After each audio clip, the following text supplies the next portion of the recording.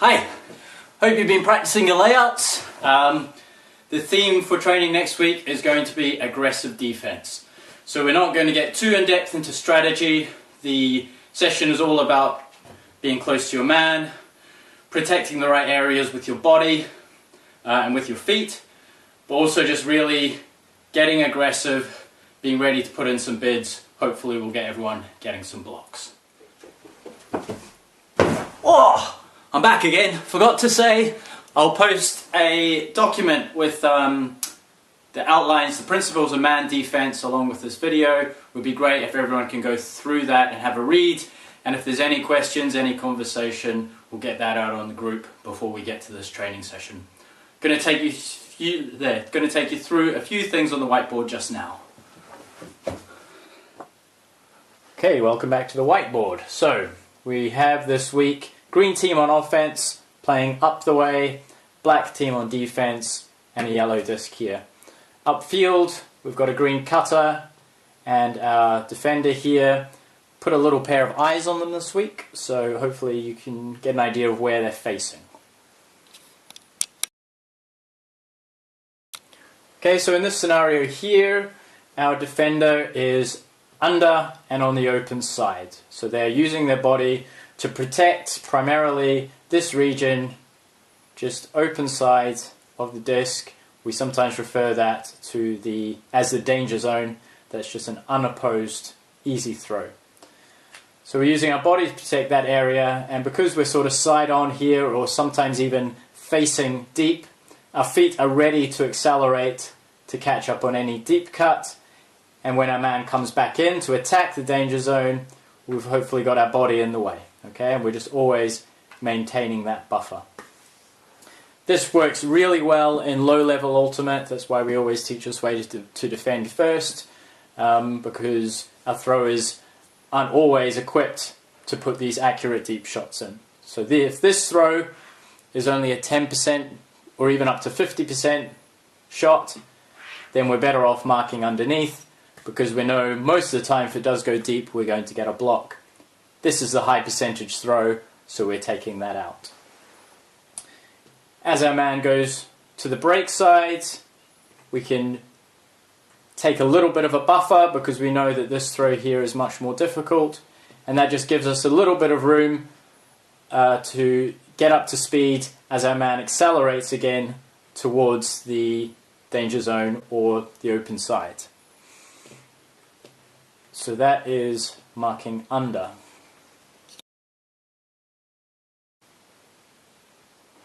When we come to playing at a higher level, where these throws go more often, we suddenly start to realize that we're getting beaten deep quite often, even though we think we're in a good position, and even though we're level pegging with our man in this race. It's just that the throws are so good that they can go around us. So with good throwers, or with even really good receivers that we never want to go deep because maybe they're a foot taller than you, we probably want to adjust the position, our marking position. And often what we do is just sit on the back shoulder.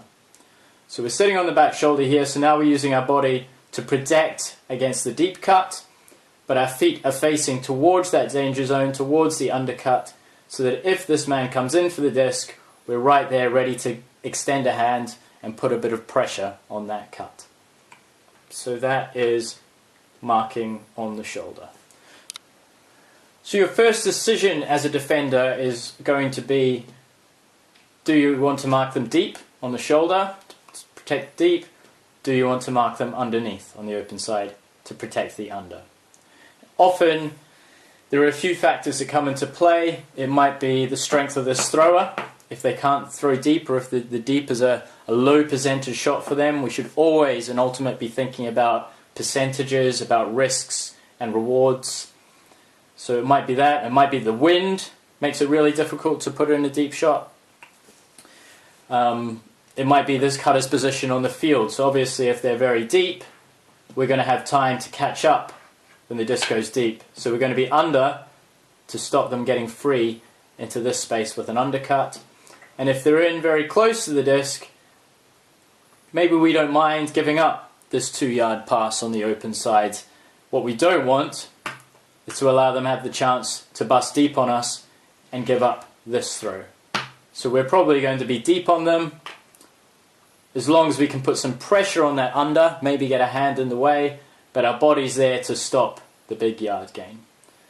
There is a position for a cutter, probably somewhere around here, which is sort of a golden area for them to attack. So when you're setting up a cut, setting up a cut, if you can hit this region here, where the defender still doesn't know if you're going to come under or if you're going to continue deep, then the defender really doesn't know whether to take up this position or this position here. Okay, so this sort of side on is the best place for the defender. But as a cutter, that really gives you an open lane to come deep and an open lane here to come under and get a yard gain either way. So as a defender, that's really the hardest position to decide where you should set up, and really just being side on and level and giving yourself a little buffer is the best place to be, so that as the cutter makes their decision, you can adjust.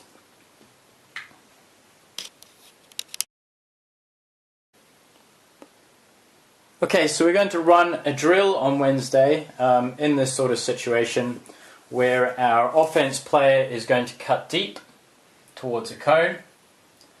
The defender is going to go with them, and at that cone the cutter can make the decision either to hit the underspace or just to continue to get hit deep. Okay?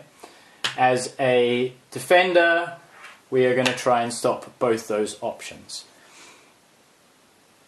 If you go deep, you're out the drill. That's absolutely fine. Next person goes. If you get beaten under, you've got to go again. So we want to think about our positioning here as this cut goes deep to begin with. So if we position ourselves to stop the deep, what's going to happen is both come upfield. We're just leaving this space really open, and that's just free open pass with quite a lot of yards gained as well. So we don't want to sit deep. We know what happens if we sit slightly under as they go deep. With a good thrower, we're going to get beaten. So as they get to that cone, we are really trying just to stay level with them so that our body is always protecting the open side, any cuts that want to come across here, and we're level for the foot race to go deep. Okay? We're maintaining our little buffer so that if this guy does decide to turn infield or towards the open side, we've got some time to adjust. Now, a really important point here is if the cut does come under, how are we going to position ourselves? So if we think about it, the offense player is going to be turning first because it's their decision. Okay? So they're going to turn first and they're going to come infield. Alright? If they manage to beat us to the cone and get round the front of us here, and we find ourselves turning and following from this position, our only chance here defensively is to be faster on the under and lay out and try and get a block. Okay? It does happen, but we've really left ourselves vulnerable because all this space here is free and also the deep is free. So first off, this throw to here is pretty much going to be unopposed unless we're really, really quick. But the worst thing is that if we get to this position and the cutter decides to turn and hit deep, we're never going to win that one. Okay? So let's go back to the cone. Offense player turns first into this area. We want to adjust, we want to turn, but we first of all want to turn so that we're allowing the cutter to come in front of us. Okay? So that we're in a position here that as they come in, we are closing off the open side So this throw into space is not going to be easy, it's going to be us first. We are limiting the amount of space where they can actually throw this cutter to be free. And if they decide to turn and go deep, well, our body's in the way because we're right on their shoulder. So we're really going to work on what we do at the turning position. We're going to start with the cone, and then after a while we're going to take the cone away so that this cutter can turn whenever he wants. Alright? So we want to be able to, again, adjust ourselves so that the cutter is coming around the front of us and not getting around our back. Hope that makes sense. So that's it. Get ready to get some blocks. See you on Wednesday.